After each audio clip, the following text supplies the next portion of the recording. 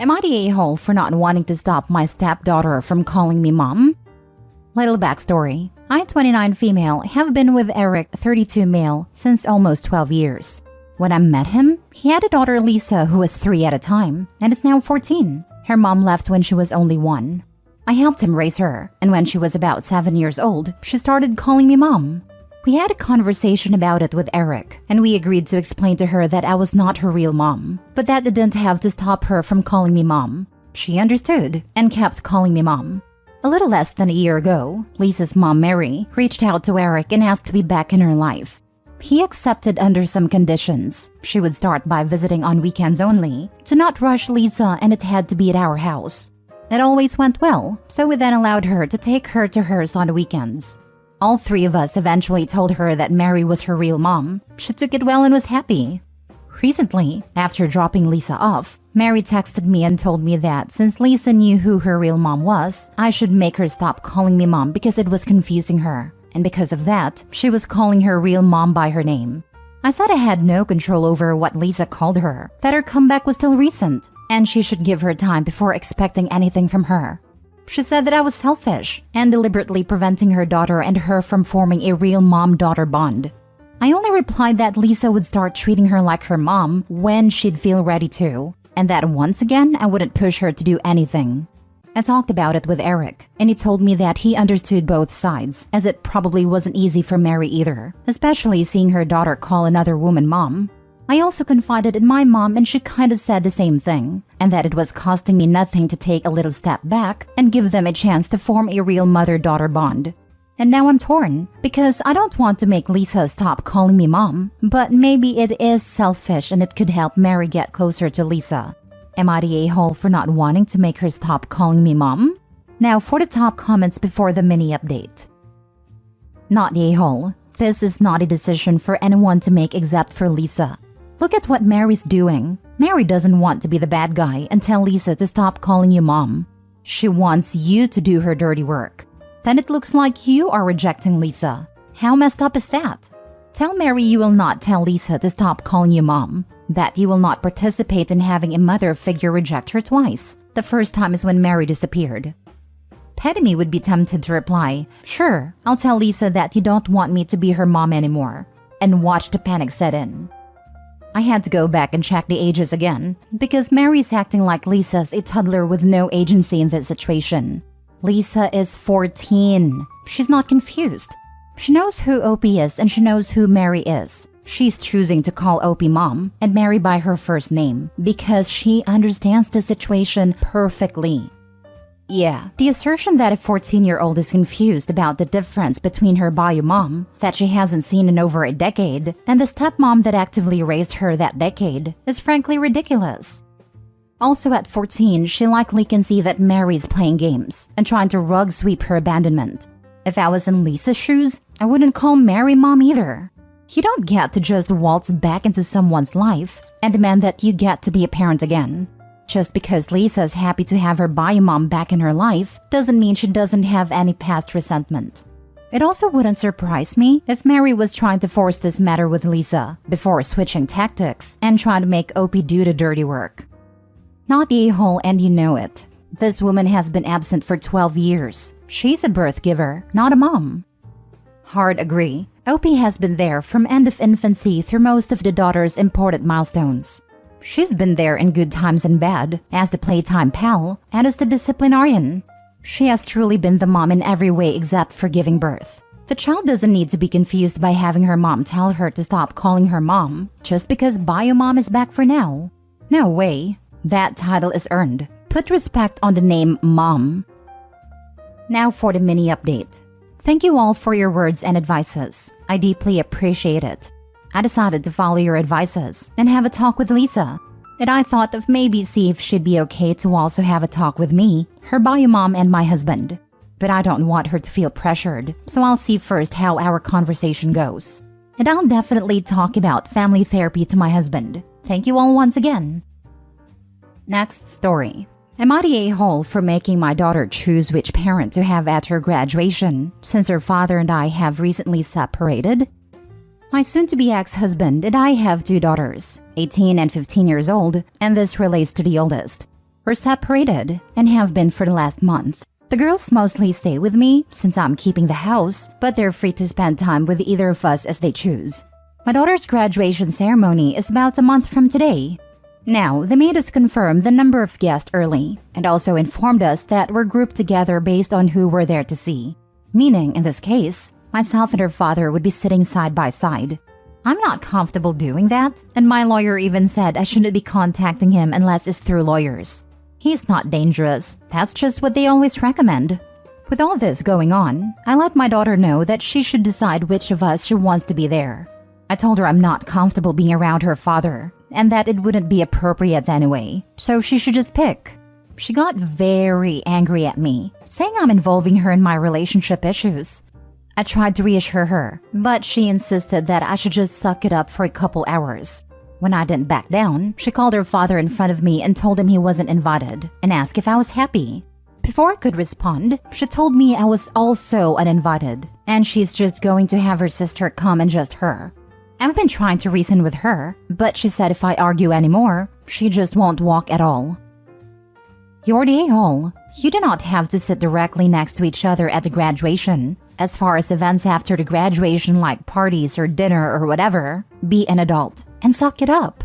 The graduation is about your daughter. You and your ex are both her parents. She wants her parents there at her graduation. Her graduation, not your graduation. Not your ex-husband's graduation. Your daughter's graduation. We actually would have to. The seats are assigned and right beside each other. The graduation is a month out. Contact the school now and request that you two be separated because you're in the process of divorcing and you don't want to risk any kind of distraction or disruption during the ceremony. You won't be the first parents who aren't getting along, and shuffling a few people will take very little effort for them. If either of you is flying solo, you may actually be useful for filling a one-seat gap so that a larger group doesn't have a single person in a different row. I did ask the school. They refused. You're the a-hole. I am going to call BS based on my experience working in family law. Does your lawyer know about this exact situation? Or are you applying blanket advice to this very important event for your child? Unless one of you has been seeking an order of protection or something, there is no reason why you would be advised not to be a big kid for a day in the best interest of the child. Which, I remind you, is the literal legal standard in family court regarding any parenting issues. After a large part of 3 decades as a family law legal assistant, I will bet you my shoes that Opie did not bounce this off their attorney. Because any attorney that told Opie to tell daughter to choose and then have the kid tell other parent they can't come would be violating about 12 different standards of practice, at least here in my state. Any one of my lawyers would have a serious come-to-Jesus talk with his client about Children's Bill of Rights for pulling some nonsense like this. They specifically told me to not attend any event or location where he is as well. They included events for our children in that. If that is the case, then you need to call the school and explain the situation that you need to sit separately. Are you friends with any of her friends' parents? Can you sit with any of them? There are solutions that don't hurt your child. Next story. Am I the a-hole for ignoring my soon-to-be stepmom when she kept calling me by the wrong name? So my female 16 name is Andy, just Andy. My mom's dad passed away just a few days before she found out she was pregnant. My mom was very close with her dad, and his name was Andrew and also went by Andy. The technical female version of Andrew is Andrea, but neither my mom nor dad liked the name. But my mom wanted to honor her dad in some way, so I got named Andy. Which I love my name. I think it fits me. My parents got divorced when I was 8 and lived with my mom most of the time, but visit my dad every other weekend, as well as holidays. 3 years ago, my dad started dating his now fiancée Kate. Kate, for some reason when we met, assumed my name was Andrea. I explained to her it was just Andy, but she kept calling me Andrea.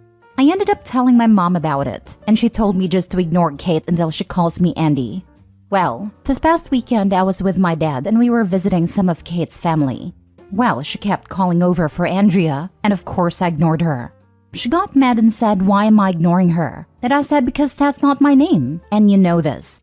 Her dad and brother basically laughed, saying they thought I just went by Andy as a nickname, and I said no, it's just Andy.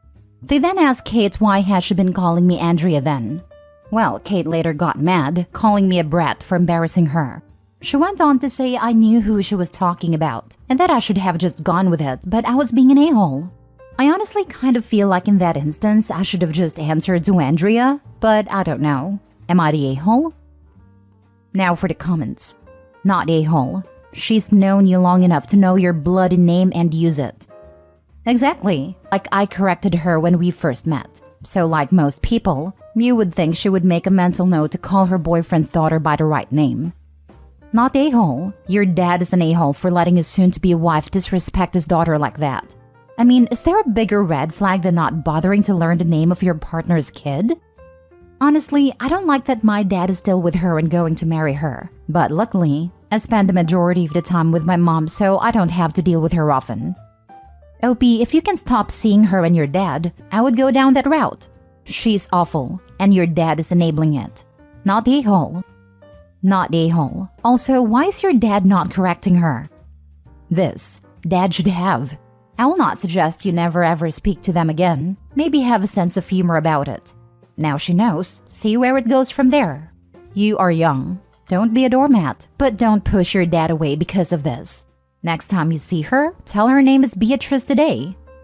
Not a-hole. Start calling her Caitlin, Catalina, Katedid, Katie, Kitty, Cat, or anything other than her real full name. In this example, presuming that Catherine/Catherine is her full version of Kate. Remix is needed.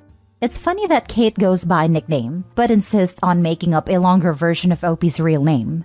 I have a cousin whose legal name is a nickname, and kind of a stripper name, and she always wished she had something more formal to use for business. However, we would never disrespect her by making something up without her permission. Last story. Would I be the a-hole if I stopped paying for my niece and nephew's private school fees? I am in the incredibly fortunate position to be in a substantially better financial position than my brother and sister-in-law. They have 3 school-aged children, including one who is on the autism spectrum and attends a special needs school. All 3 children are enrolled in private schools, but also happen to live in areas with at least decent public options. Although I'm unclear about options for my autistic niece. My brother and sister-in-law own a small number of hotels, and were doing quite well financially, until COVID hit, with no real recovery in sight as small business owners. They're currently looking to sell the business. It is also worth noting that they are property rich, with multiple houses, just cash poor. In mid-2020, they reached out and asked if I could pay the private school fees for their kids. I have been very happy to do this, and over the past 3 years, this has amounted to gifting them $100,000 to date. My brother claims it's a loan, but in my head it's truly a gift. If he never pays me back, I would be perfectly okay with it. I feel like if you lend money to family, you have to be prepared and okay with the idea of not getting paid back. So I'm already mentally prepared when I agreed to this. It's generally never been a big deal about this, mostly because I've been genuinely happy to do it. This is not the problem. The problem is that they keep asking for money. My brother recently called me up, asking for me to pay for the next school year for them as well. I can afford it, but it is reaching a pretty material amount to me. I'm not made of money either. I also worry about the moral hazard that this creates, where they assume I will just subsidize their lifestyle indefinitely.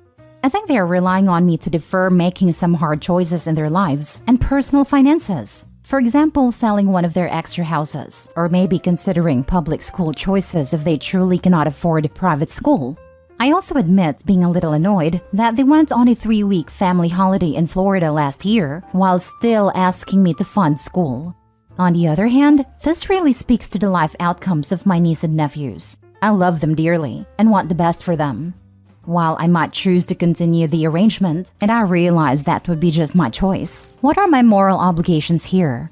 Would I be the a-hole if I gave them a clear timeline, like 1 more school year to be funded by me, so that they have enough time to plan ahead and make some thoughtful decisions about their personal finances and priorities? It also feels like just yanking the rug out from under them would be the wrong decision. Or would I be screwing up my niece and nephew's lives by playing the moral high ground with my brother and sister-in-law? Not a-hole. You are not yanking the rug out from under them if you have a conversation with them about it. You mentioned giving them a timeline. That is perfectly reasonable. It seems like they are taking advantage of you, especially given the 3-week vacation. While it may be uncomfortable for them to take a loss by having to sell some of their property, that is life, especially when it comes to finances. Not every investment is going to be a winner. At the end of the day, they are responsible for raising their children. You have already gone far above and beyond what can be reasonably expected of you. Agree. Brother is asking for OP to pay for next year, so OP should be able to say, "Sorry, I won't next year, and I won't continue." Brother shouldn't be counting OP's money as built-in contribution every year for his own children's education. Brother can ask, OP can say no. Yes, I think we can have an honest and non-hurtful conversation about it. My brother is a good guy. I just need to establish some boundaries for him and his family. They are property rich with multiple houses, just cash poor. They went on a 3-week family holiday in Florida last year while still asking me to fund school. The real estate market is very hot right now, so it's a good time to sell. I would probably expect brother to put some skin in the game by telling him he has to pay half of next year's tuition and all of it after that. He would not be the a-hole. They are taking advantage of you. You're completely right. It's definitely a seller's market right now. Instead of attempting to start paying back the loan, they are treating themselves at your expense. I think it's amazing what you're doing, but it needs to stop. I'd give them 1 semester, not a whole year. Another good idea, maybe start with committing to the next semester. Sees them through this calendar year at least. That's a good starting position to discuss with them.